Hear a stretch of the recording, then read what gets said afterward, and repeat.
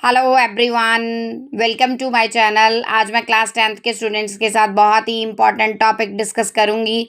Topic है decomposition reactions. तो बेटा बड़ा ही सिंपल है, नेम से क्लियर है। डी मीन्स टूटना, कंपोजिशन मीन्स कंबाइंड सब्सटेंस का टूटना।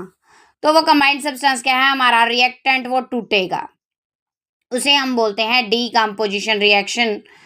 तो अब जो रिएक्टेंट है किस में टूटेगा, इसकी एक सिंपल सी डेफिनेशन दी है मैंने। The reactions in which a single compound breaks down to give two or more simplest substances are called decomposition reactions. वो रिएक्शन जिसमें एक सिंगल कंपाउंड ब्रेक डाउन होगा दो या दो से ज़्यादा सिंपल सब्सटेंसेस में, वो डीकम्पोजिशन है। और decomposition reactions are the opposite of combination reactions. तो बेटा कल हमने कॉम्बिनेशन रिएक्शन भी की थी।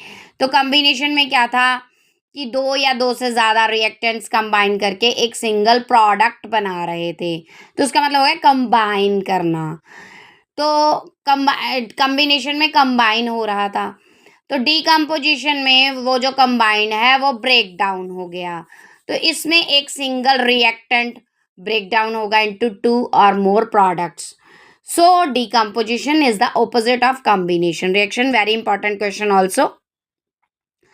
अगर किसी बच्चे को ये ऊपर वाली डेफिनेशन नहीं लर्न हो रही, तो नीचे वाली एक सिंपल डेफिनेशन मैंने लिखी है डीकम्पोजिशन की। The reaction in which a single reactant breaks down to form two or more products, it is called decomposition reaction. तो एक सिंगल रिएक्टेंट अगर दो या दो से ज़्यादा प्रोडक्ट्स में टूट रहा है, वो डेफिनेशन भी आप लिख सकते हैं। तो इसकी एक जनरल इक्वेशन दी है आपके सामने। एक रिएक्टेंट है ए बी, यानी कि ये कंपोजिशन कंबाइंड है यहाँ पे।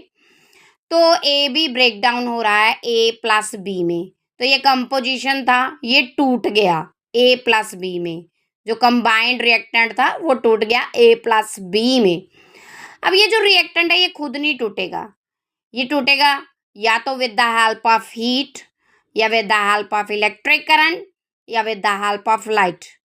these three are in your syllabus. तो इसके बेस पे आपको डीकम्पोजिशन रिएक्शन की 3 टाइप स्टडी करनी होंगी on the basis of heat, electric current and light. तो आगे हम इसका डिस्कस करेंगे। Thank you so much. इस टॉपिक को अच्छे से फोकस कीजिएगा।